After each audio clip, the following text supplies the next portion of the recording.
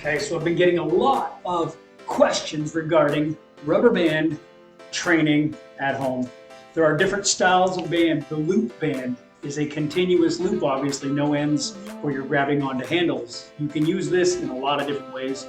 There are different thicknesses. The color usually indicates a certain amount of weight. Some of them are marked and some of them aren't, but you can always track that based on the color you're using. These ones here, the open-ended, do have the connections for handles. Often I don't even use the handle. I just grab onto the band itself or wrap it around the handle of the dumbbell, and now you've got added weight to your dumbbell movement.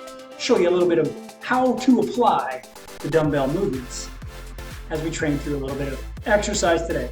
One of the best ways to get your squat in there is if you're using open band, you can do it in a suitcase style squat. Where you step on the band with both feet, and then you grab the handles of your weights. So I'm just going to step back over here. I've got the rubber band in hand and the weights at my side. All right, now I've got the band connected.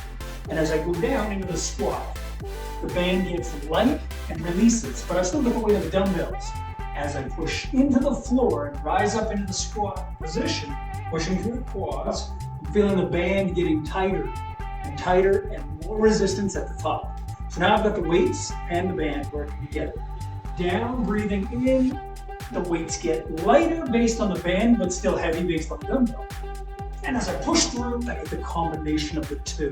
This is going to make squatting a lot heavier. If all you have are some small dumbbells at home, add the rubber band to make it heavier. I'm using 10-pound dumbbells. Wouldn't be enough for me in squat position to get a good stimulation out of the challenge, but with the rubber band and nice slow controlled contraction, I could really make a great set out of that. All right, so that would be added band to the squat if you have an open-ended band. If you want to use a loop band, here's the best way to do the loop. If you have a loop, step on the loop the same way you did on the open-ended band. This time, the loop itself can wrap around the back, over top of the trap. I'm not saying put it on the back of your neck. You don't want it pulling down. You want it across the shoulders, the same place you put it on the back. Now you can let that go, and it's part of a banded squat. So if my hands are free, I can squat down.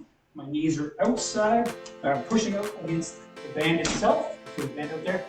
Weight of the heels, head up, good technique always. Pushing up, I can feel the band adding weight. So now I have that, I can go ahead and add dumbbells back in. I've only got the 10-pounders in here, but adding weight with the loop band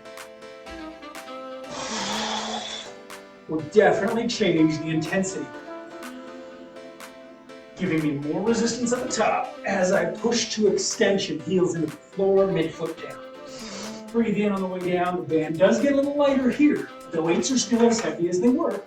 As I push up, the weights are continuing with the weight of the band. We're getting more weight added to the movement.